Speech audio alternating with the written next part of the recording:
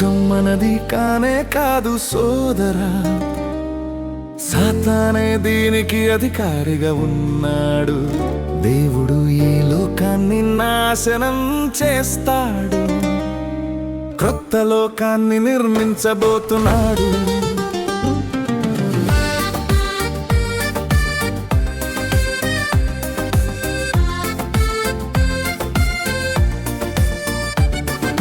మనమంతా సాతానుకు బానిసలం, క్రీస్తు వచ్చి మనలను విడిపించాడు. ఆయనే మన శిక్షను పొందాడు, ఆనందలోకానికి తీసుకెళ్ళతాడు. ఈ లోకం మనది కానే కాదు సోదరా, సాతానే దీనికి అధికారిగా ఉన్నాడు. దేవుడు ఈ లోకాన్ని నాశనం చేస్తాడు, క్రొత్త లోకాన్ని నిర్మించబోతున్నాడు.